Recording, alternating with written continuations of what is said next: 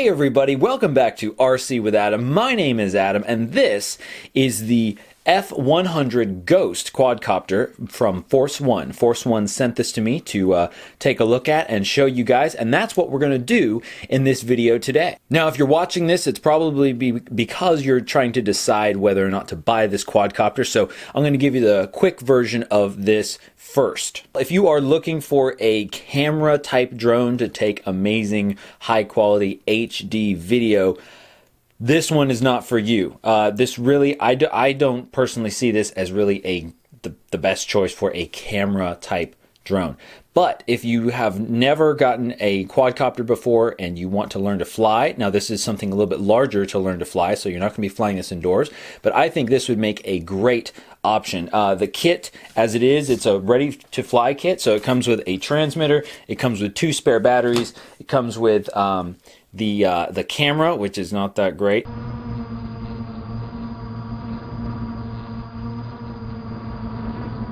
And the mount, and it can hold a GoPro,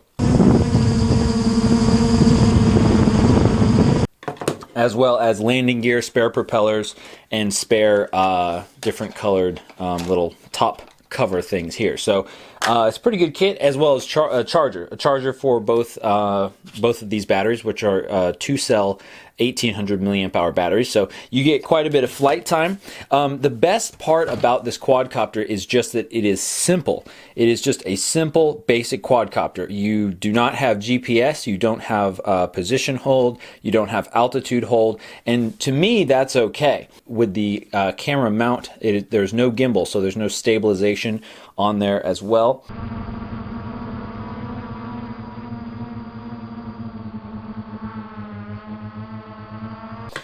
So that's just something to keep in mind. And again, another reason why I think that's not necessarily the best for getting video shots.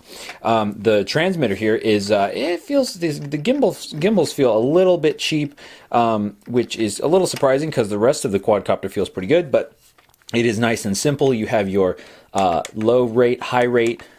Basically, and it kind of changes this, not so much the sensitivity of the quadcopter, but how much you can pitch and basically in a sense, the speed of the quadcopter.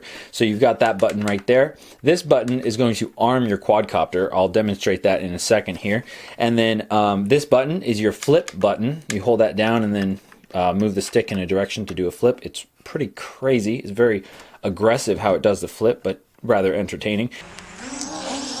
And then this button doesn't do anything. I suppose it would be for the optional Wi-Fi camera that you can install in here, which I think is cool, is that you can put either that you'd have to buy it separately, but either a Wi-Fi camera, which I wouldn't bother getting the Wi-Fi, or a 5.8 gigahertz FPV camera. So you will get a real-time feed. Of course, you will have to have goggles or an FPV monitor receiver in order to actually use that, but I think that if you want to get into FPV flying, I think that would be something very cool. And this quadcopter retails for around 100, I think 130, but I am going to try and get you guys a discount, so check the description below for a discount link to this quadcopter. So there you go. If you're interested in learning more about this, stay tuned. We're going to talk more about this and give you some more detail on this quadcopter and some more things that I like and don't like about it. Stay tuned.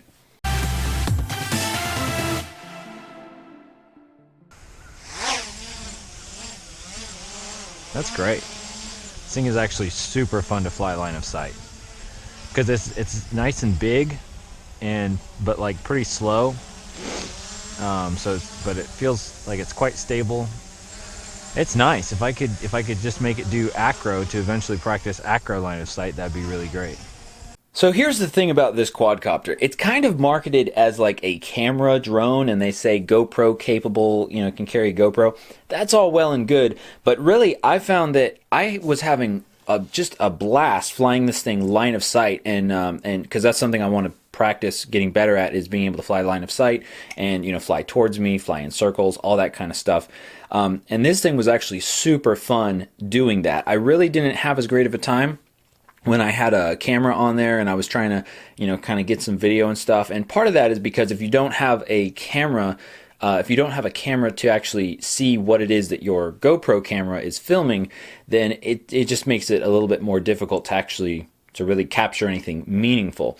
Also, when you add all that weight of the camera and the camera mount, as well as the 4 landing gear that come with it, that's about 25% of the actual weight of the quadcopter without it. So this weighs around, I want to say around 400 grams, and this weighs around 100 grams, 110 or something like that. What that means is that you're going to get a much more responsive quadcopter and longer flight times if you just fly just like a normal quadcopter without a camera attached. So I was having way more fun being able to do that. These motors.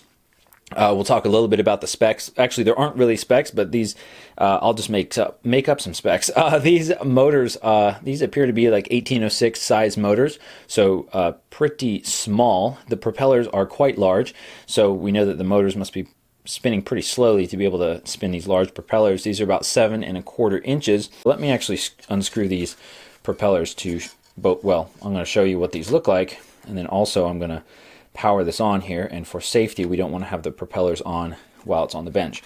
So that's what the motor looks like, and you can see the threaded portion, that's called the shaft, and that's the part that the propeller hub, which is the center of the propeller, is going to screw into. There's little threads molded into the plastic, so it just screws in like that, and it's going to screw. In fact, they actually show you, I think, what direction to screw the propeller into. So screw it in like that, and you're going to have 2 threads, or 2 motors that have clockwise thread and 2 motors that have counterclockwise thread. They also give you this tool. You hold the motor and then you can spin the propeller to loosen it.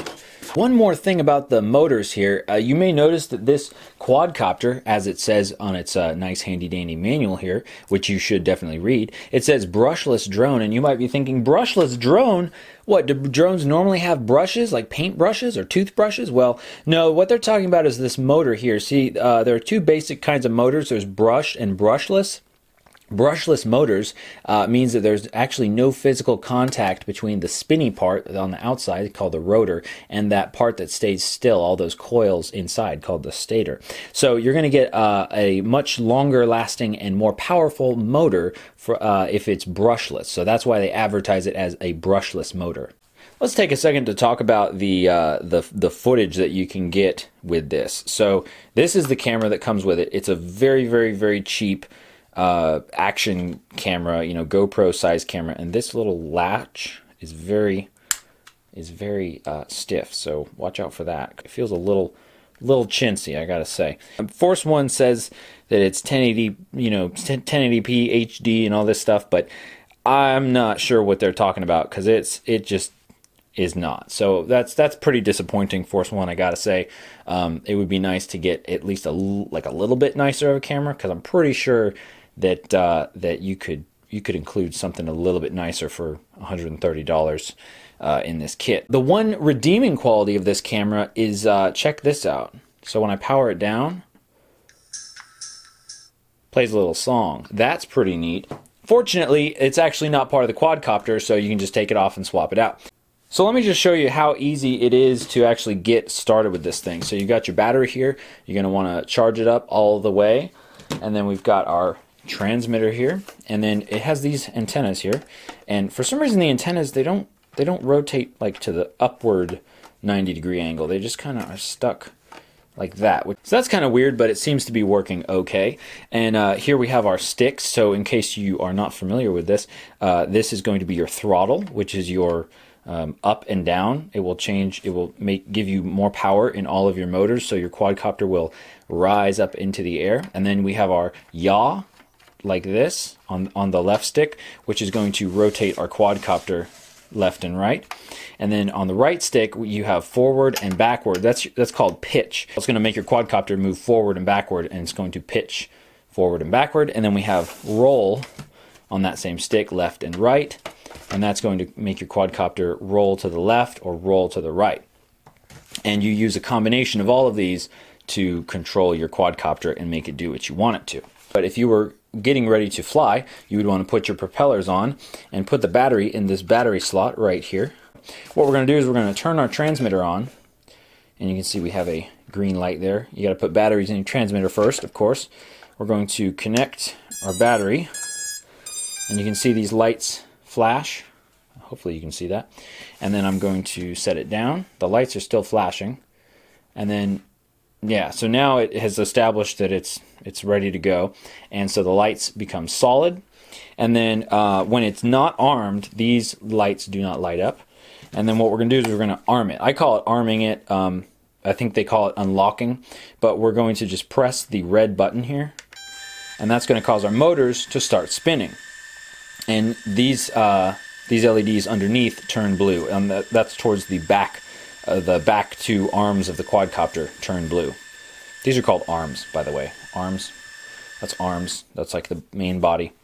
And also for the lights, you do have this sort of, I guess you'd call it a headlight or landing light, which is actually really helpful for flying line of sight. You'll notice the quadcopter turned off on its own. It will do that if you don't make any adjustments in the sticks after it's armed, which I like, because if you're just learning how to fly, there's probably a pretty good chance that you might forget to turn off the quadcopter. So this is nice. So you turn it on, and then after a few seconds, if you don't do anything, it will shut down.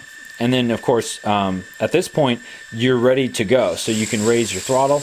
It's making weird sounds right now because it doesn't have propellers on, so the flight controller is kind of freaking out. But that's normal. So once you're done flying and you've landed, you just press and hold the red button, and that will shut your motors off. You got to make sure that your throttle is all the way to the bottom, because this red button won't do anything if your throttle is up, because, well, you would be flying or in the air and you wouldn't want to accidentally shut your motors off. Speaking of shutting off the motors, another thing that is very important for quadcopters and all kinds of RC vehicles is the Failsafe. And the Failsafe is what your quadcopter will do if it loses connection with the transmitter. And it's really important that you have that set up properly. So generally what people do, and pretty much the standard for that, is just to have the quadcopter drop out of the sky. And you might think, oh, that's not good. Well, it's a lot better than it like flying off and never coming back, because that can happen if your failsafe is set up improperly. In order to test your failsafe, and it should already be set up from the factory, but if you need to test it, what you want to do is you want to turn on your quadcopter, and then you can raise the throttle a little bit just to make sure that it's going to... Actually, I'm not going to do that right now because the motors are kind of freaking out. And then just shut off your transmitter. And then the motors should just shut off within just a few seconds max afterwards. Hey, just a quick note on safety. Be sure to keep your fingers away from the propellers as much as you can, especially when they're spinning and you have a battery plugged in. Also, don't fly over anybody, and don't fly near airports either, because people get kind of freaked out by that stuff. Also, another important thing is your battery.